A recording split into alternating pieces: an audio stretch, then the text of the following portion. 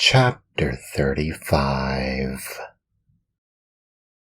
In the shark's body, Pinocchio finds whom? Read this chapter, my children, and you will know. Pinocchio, as soon as he had said goodbye to his good friend, the tunny, tottered away in the darkness and began to walk as well as he could toward the faint light which glowed in the distance. As he walked, his feet splashed in a pool of greasy and slippery water, which had such a heavy smell of fish fried in oil that Pinocchio thought it was Lent. The farther on he went, the brighter and clearer grew the tiny light. On he walked till he finally found— I gave you 1,000 guesses, my dear children. He found a little table set for dinner and lighted by a candle stuck in a glass bottle. And near the table sat a little old man, white as the snow, eating a live fish. They wriggled so that, now and again, one of them slipped out of the old man's mouth and escaped into the darkness under the table. At this sight, the poor marionette was filled with such great and sudden happiness that he almost dropped in a faint. He wanted to laugh. He wanted to cry. He wanted to say 1,001 things. But all he could do was to stand still, stuttering and stammering brokenly. At last, with great effort, he was able to let out a scream of joy, and, opening wide his arms, he threw them around the old man's neck. "Oh, father, dear father, have I found you at last? Now shall I never, never leave you again." "Are my eyes really telling me the truth?" answered the old man, rubbing his eyes.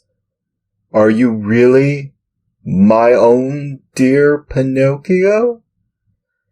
Yes, yes, yes, it is I. Look at me. And you have forgiven me, haven't you? Oh, my dear father, how good you are! And to think that oh, but if you only knew how many misfortunes have fallen on my head, and how many troubles I have had.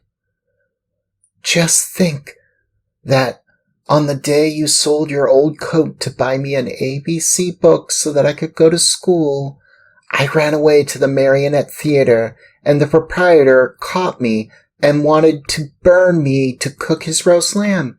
He was the one who gave me the 5 gold pieces for you. But I met the fox and the cat, who took me to the Inn of the Red Lobster. There they ate like wolves, and I left the inn alone, and I met the assassins in the wood. I ran, and they ran after me, always after me, till they hanged me to the branch of a giant oak tree. Then the fairy of the azure hair sent the coach to rescue me, and the doctors, after looking at me, said, 'If he is not dead, then he is surely alive.' And I told a lie, and my nose began to grow. It grew, and it grew, till I couldn't get it through the door of the room. And then I went with the fox and the cat to the Field of Wonders to bury the gold pieces. The parrot laughed at me, and instead of 2,000 gold pieces, I found none. When the judge heard I had been robbed, he sent me to jail to make the thieves happy. And when I came away, I saw a fine branch of grapes hanging on a vine.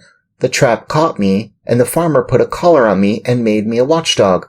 He found out I was innocent when I caught the weasels, and he let me go. The serpent with the tail that smoked started to laugh, and a vein in his chest broke, and so I went back to the fairy's house. She was dead, and the pigeon, seeing me crying, said to me, I have seen your father building a boat to look for you in America.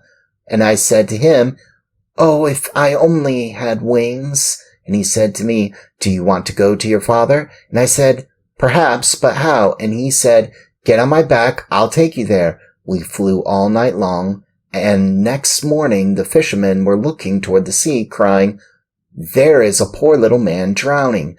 And I knew it was you, because my heart told me so, and I waved to you from the shore. I knew you also, put in Geppetto, and I wanted to go to you, but how could I? The sea was rough, and the whitecaps overturned the boat.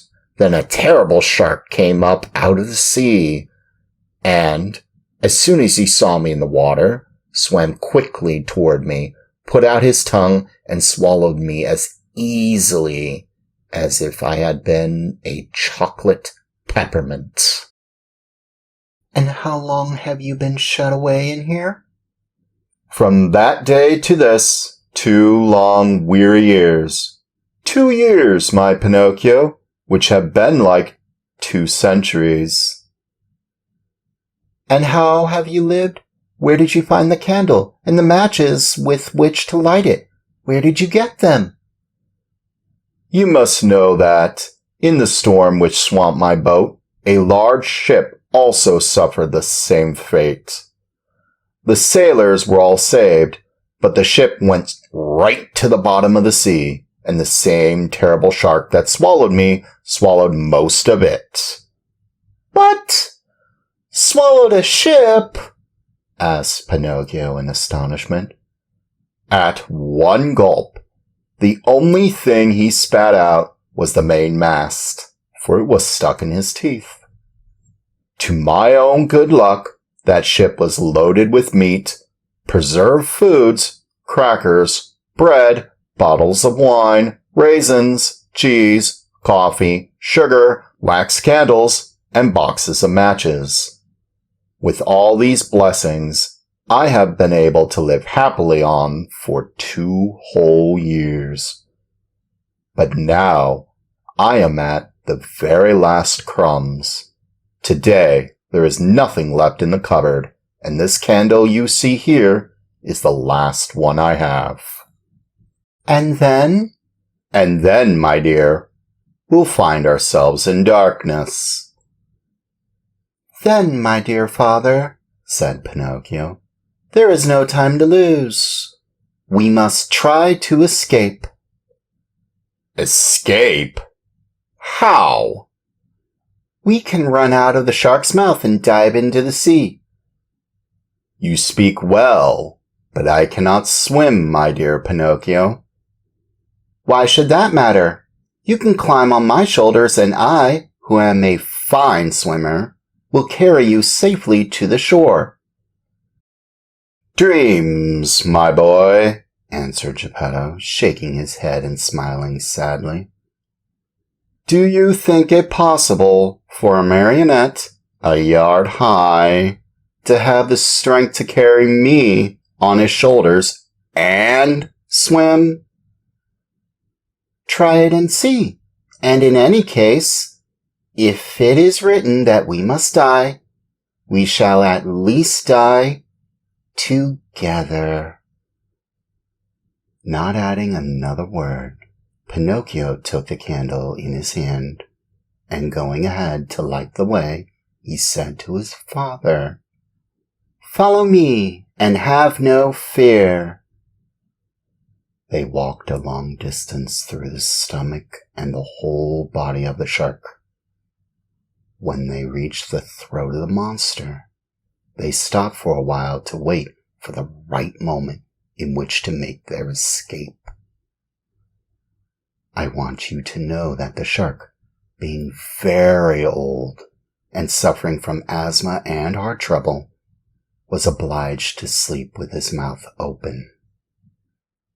Because of this, Pinocchio was able to catch a glimpse of the sky with stars as he looked up through the jaws of his new home. The time has come for us to escape, he whispered, turning to his father. The shark is fast asleep. The sea is calm, and the night is as bright as day. Follow me closely, dear father, and we shall soon be saved." No sooner said than done. They climbed up the throat of the monster till they came to that immense open mouth. There they had to walk on tiptoes, for if they tickled the shark's long tongue, he might awaken. And where would they be then? The tongue was so wide and so long that it looked like a country road. The two fugitives were just about to dive into the sea when the shark sneezed very suddenly, and, as he sneezed, he gave Pinocchio and Geppetto such a jolt that they found themselves thrown on their backs and dashed once more and very unceremoniously into the stomach of the monster. To make matters worse, the candle went out, and father and son were left in the dark. "And now?" asked Pinocchio with a serious face. "Now we are lost." "Why lost? Give me your hand, dear father, and be careful not to slip." "Where will you take me?" "We must try again. Come with me, and don't be afraid." With these words, Pinocchio took his father by the hand and, always walking on tiptoes, they climbed up the monster's throat for a second time. They then crossed the whole tongue and jumped over 3 rows of teeth. But before they took the last great leap, the marionette said to his father, "Climb on my back and hold on tightly to my neck. I'll take care of everything else."